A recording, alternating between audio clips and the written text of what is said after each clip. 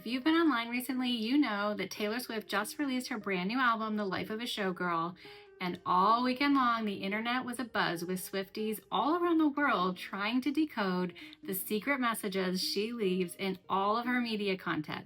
They call them Easter eggs. Now, if you're not a Swiftie, don't leave just yet.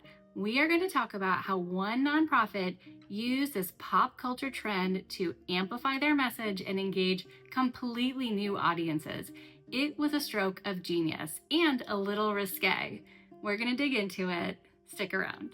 Before we get started, I'm Karen Elizabeth Bryant, fundraising strategist and coach, and I do free content here on YouTube for those just getting into the business or those of us who have been in it for a really long time and are just looking for creative new ideas of ways to showcase our work. Let's dig into it. What post am I talking about? I'm talking about the American Heart Association's post about Taylor's song Would being 100 beats per minute and the appropriate tempo for CPR. If you've listened to the song, you may know that this is one of the most risque songs on the entire album. It's talking about, well, I might blush if I really say it, but it's exactly what you think it is. And it was such a risque post because nobody knew if American Heart Association really knew what they were posting about and decided to take that risk, or if they posted this without having the knowledge of what the song really was talking about.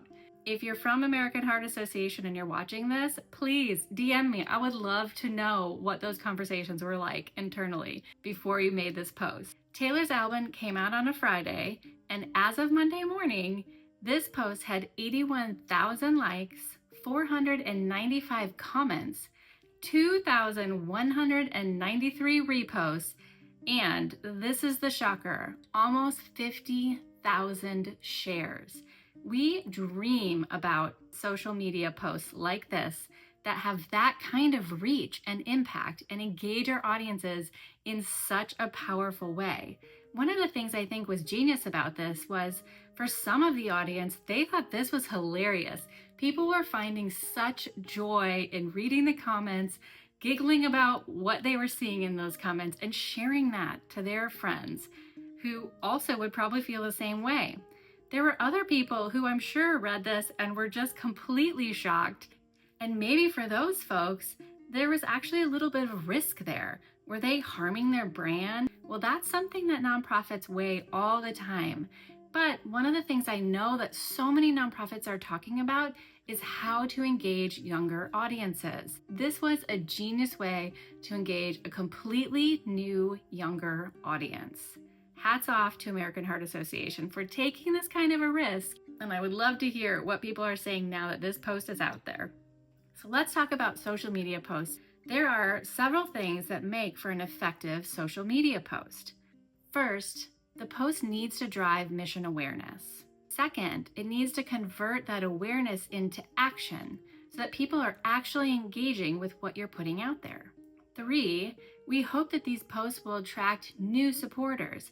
You can track that by looking at follower growth and media attention from your post. 4th, your post should strengthen your community.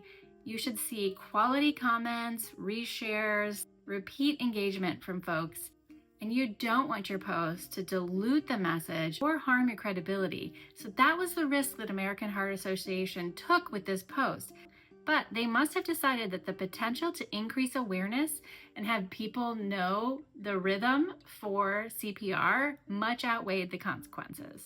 Now, as your team and you are working to create effective social media posts, there is a framework out there that can be very effective as you're thinking through what posts are going to resonate with your audience or a brand new one. Google has had the Heart framework. You can look this up online. You can find it fairly easily. I'm going to walk through a little bit about that framework and how the American Heart Association's post effectively touched on each of these topics. The H stands for human fact. We have to remember that stories tend to stick in people's minds, whereas facts tend to fade. So yes, this did talk about the song being 100 beats per minute, and Taylor and her song are that human story that we're talking about. American Heart Association used a pop cultural reference to make something that can be really technical much more approachable. It was genius. Second, your post should have an emotional hook. When someone feels something when they read your post, they are going to be more likely to share it, like it, comment on it, just like when you're creating personal stories. In this case, I think people immediately had this reaction of laughter and joy, or maybe they were a little offended. Either way, they were feeling something and they clearly wanted to share that feeling with more people in their networks. The A in heart stands for actionable and aligned with your mission. This post definitely was actionable. You know from the beat of that song how to do CPR, and that is clearly aligned with the American Heart Association's message of helping people learn how to be heart healthy and save lives. The R stands for relatable and repeatable. If supporters see themselves in your message, they will amplify it. They will repost. They will share it with their friends and family. People, especially Swifties, saw themselves in this post and they were willing to share it with thousands and thousands of new people. And finally, the T in heart stands for trend aware.